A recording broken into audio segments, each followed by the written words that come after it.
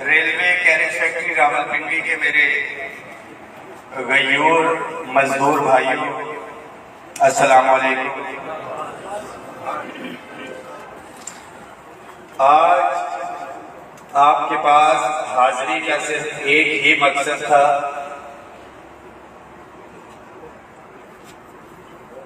कि एक तो जो कामयाबियां हम लोग हासिल कर चुके हैं उसके हवाले से मुबारकबाद भी दी जा सके, और जो मामला हम साथियों के रह गए हैं तमाम मुलाजमीन के, उसके हवाले से भी आप लोगों को जो है आगाह किया जा सके, और जो दीगर मामला होने वाले हैं। कतई यहाँ पे हाजिरी का मकसद एक चीज बहुत वाज़ेह है कि किसी भी इदारे की बेहतरी उसी सूरत में होती है जब मैनेजमेंट और वर्कर्स जो है एक पेज के ऊपर मौजूद हो। ये तो वर्कर्स के हवाले से है, और दीगर इदारों की बात की जाए, अफसरान और स्टाफ वहां पे एक पेज के ऊपर मौजूद हो।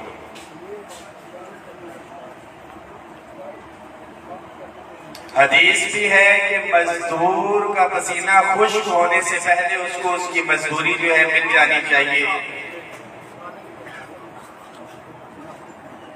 बट अनफॉर्चुनेटली, बदकिस्मती के साथ रेलवे के मामला कुछ ऐसे चल रहे हैं कि हमारे मजदूर भाई जो है 2-2 महीने का जो है वो बैकलॉग चल रहा है इनका, और इसके अंदर भी सिस्टम की बेहतरी की तरफ लेके जाने की कोशिश की गई थी, जो मुझे पता चला, बट उसमें टेक्निकलिटीज की वजह से जिनकी तनख्वाहें कम थी उनको ज्यादा मिल गई, और जिनकी तनख्वाह थी कुछ साथियों को कम मिली, और उसके अंदर टेक्निकलिटीज है।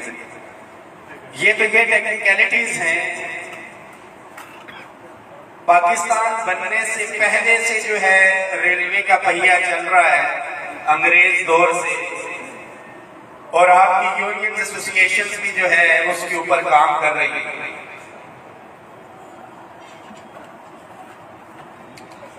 2, 2.5, 3 साल हुए होंगे मुझे आप मजदूरों की आवाज उठाते हुए, और अपनी जो हत्तल-ए-इम्कान कोशिश थी बार बार दोहराना भी अच्छा नहीं लगता है। सैलरी स्लिप आप लोग अपनी अगर उठा के देखेंगे फरवरी 2021 की, मैं बताता चलूं, फरवरी 2021 की और जुलाई 2023 की, ये जो तकरीबन 2.5 साल का अरसा बनता है, तो उसमें आपको एक वाज़ेह फर्क नजर आएगा। और ये आपने हम साथियों ने मिलजुल के जो है अपनी आवाज उठाई, अपने बताया कि हम लोग बेरूम में जो मेहनत हम लोग कर रहे हैं, हमें हमारी मेहनत का सिला उस तरह से नहीं मिल रहा। उसमें डिस्पैरिटी रिडक्शन अलाउंस 25% भी आपकी तनख्वाहों में शामिल है। किसने दिलवाया, कैसे दिलवाया, उस बहस में नहीं जाऊंगा। वसीम साहब साथ थे, जो साथी इधर मौजूद हैं। फिर उसके बाद बजट से हटके था, ये 15% भी हुआ। 2022 बात पुरानी हो गई। बहैसियत हमारी आदत है कि पीछा छोड़ अगा दौड़, हम पिछली चीजें भूल जाते हैं, और शायद यही हमारी बदकिस्मती है इस कौम की।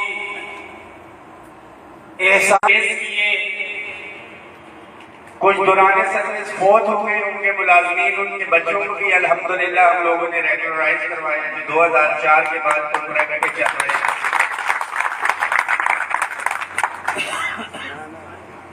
तमाम डेली वेजेस, कॉन्ट्रैक्ट, एडहॉक मुलाजमीन जितने भी हैं, और डीएलए मुलाजमीन हमारे एजेंडे में भी था, और आपकी आवाज पाकिस्तान की तारीख में पहली दफा हुआ कि इस कैरेट फैक्ट्री या छोटे इदारों से निकल के पार्लियामेंट के सामने वहां पे गूंजी, और पता लगा हुकूमत को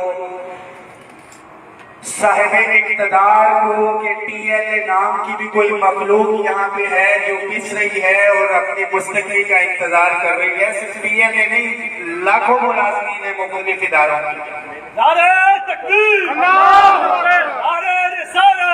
उसका कोई एसओपी बनना था, उसका कोई एसओपी बनना था और उसको हम मंदू खेल साहब की कमेटी में हमने कहा कि इसको रेफर करके एक पॉलिसी बनाई जाए, क्योंकि दौरान सर्विस जो फोर्थ हुआ उसके लिए तो बड़ी सिंपल सी एक लाइन ड्रॉ की और उसके ऊपर जो है वो हमने साथियों को करवा दिया, क्योंकि वो सारे अपने वालिद वालदा या बच्चे जो भी है उसकी पोस्ट के ऊपर काम कर रहे थे, पोस्टें एग्जिस्ट कर रही थी, 60 साल तक उनका कॉन्ट्रैक्ट था, उन्होंने जाना था, तो इसलिए उनकी रेगुलराइजेशन जो है वो आसानी से होगी। और फिर मंदू साहब अब्दुल कादिर मंदू खेल साहब की कमेटी के अंदर ये भरपूर तरीके से ये चला भी, बट अनफॉर्चुनेटली बदकिस्मती से वो चीजें फाइनलाइज नहीं हो सकी, मगर अभी भी वो पैरेलल चल रही हैं और क्लियर कट डायरेक्शन थी उनकी, ये ज़हन में रखें। कभी भी साथियों को निकाला नहीं गया उसके अंदर से कि जी इनको नहीं करना, चीजें फाइनलाइज के करीब थी, ये चीजें चल रही थी, तो यहाँ पे तकसीर डाली गई, दीगर इदारों में तकसीर डाली गई कि आप लोगों को तो इस्तेमाल कर लिया गया और मेरा मजदूर भोला भाला रहमान बाजवा ने कहा तो उधर चल पड़ा, किसी और ने कहा तो उधर चल पड़ा कि शायद कुछ मिल जाए।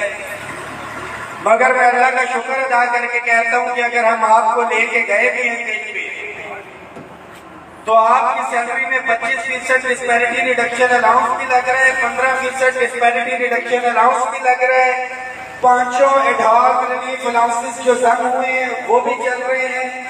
गुज़िश्ता साल 10% तनख्वाहों का लिखा हुआ था, 15% करवाया गया, वो भी आप लोगों को मिल रहा है।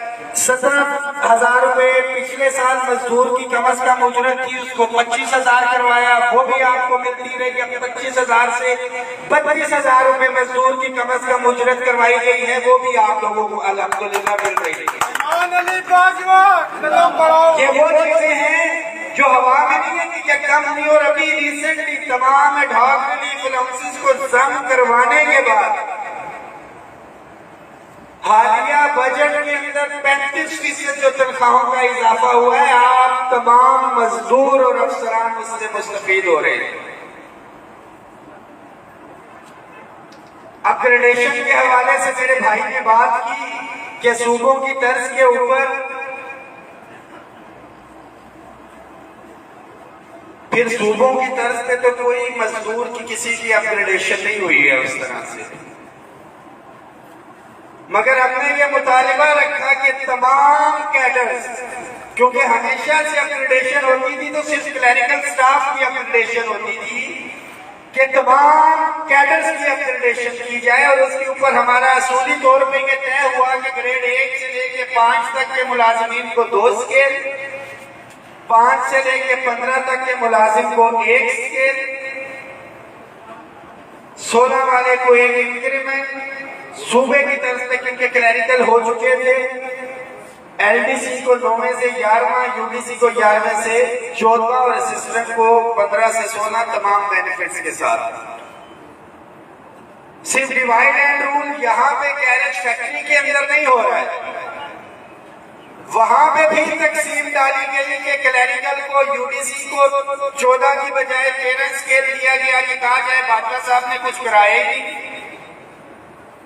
जिनको 2 स्केल दिए गए, स्केल दोगुने दिए गए, अलाउंस पिछले रखे गए,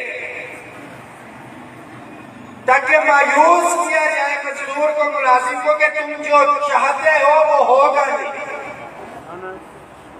ये अपग्रेडेशन कब का इनकार कर चुके थे, मगर हमने करवाया, अपने मजदूर के जोरे बाजू के ऊपर करवाया और वहां पे भी शरारत की गई। वो यहाँ पे आके बात करता है कि इसको छोड़ दिया तो उसको छोड़ दिया है, मेरे साथ मस्जिद में बैठ के या कुरान पे हाथ रखवा के मुनाजरा करवा ले। वजाहत देना बहुत जरूरी है कि ला इलाहा इल्लल्लाह मुहम्मद रसूलुल्लाह के रेलवे का तमाम मजदूर, तमाम मुलाजिम उसके अंदर शामिल था। ये चीज कहीं में भी कह नहीं पाई थी कि सिविल सर्वेंट होगा या वर्कमैन को छोड़ दिया जाएगा। ये ब्यूरोक्रेसी की साजिश है। इंशाअल्लाह ताला उस साजिश को बेनकाब करना और तमाम मराद आपको लेके देनी है इंशाअल्लाह ताला। जो लोग ये कहते हैं कि इस्तेमाल कर दिया, छोड़ दिया, उनके लिए भी मेरा एक ये पैगाम है कि रेलवे तो 1947 से चल रहा है।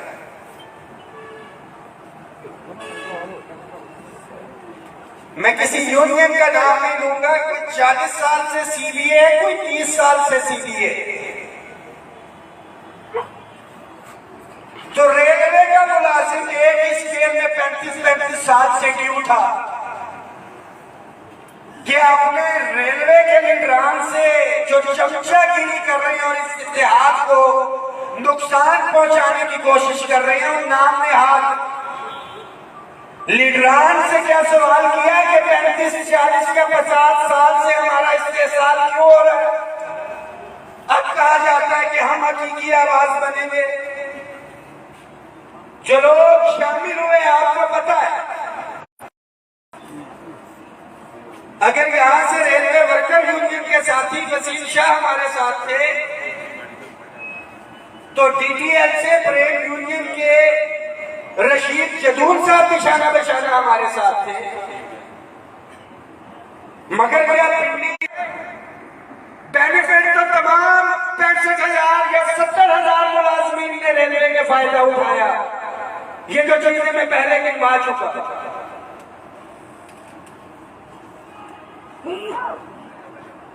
माजरत के साथ रेलवे के तमाम कायदीन को पैगाम देना चाहता हूं कि खुदारा अपना हकीकी किरदार अदा करें। हक ऐसे नहीं मिलता है।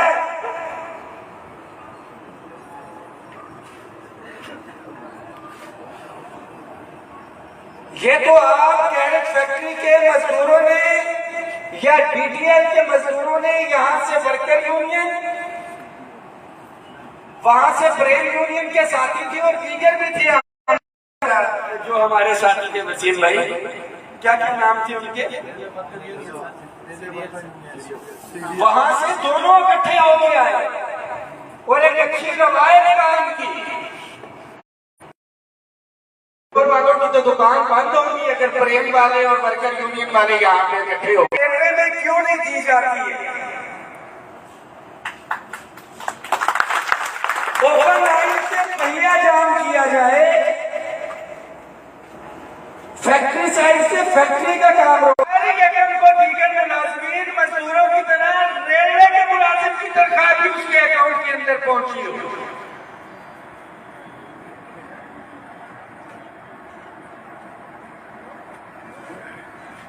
मगर मैनेजमेंट भी तकसीम नहीं करेगी तो आपका काम नहीं है। लीडरशिप भी आप साथ पीछे तकसीम नहीं रखेगी तो धड़ों के अंदर काम कैसे चलेगा? यही काम में हैसियत कौम हमारे साथ है। कोई शिया है, कोई सुन्नी है, कोई देवबंदी है, कोई अहले हदीस है, कोई खातिम रिजवी साहब को। यही वर्कमैन वाले कॉमन इशू पीडब्ल्यूडी के मुलाजिम के साथ भी इस्तेमाल किया गया है। पोस्ट ऑफिस के वर्कर को भी इससे जो महरूम। आपके लाहौर के हेडक्वार्टर से उठा के हम पार्लियामेंट हाउस के बाहर लेके गए और पार्लियामेंट हाउस के अंदर बैठ के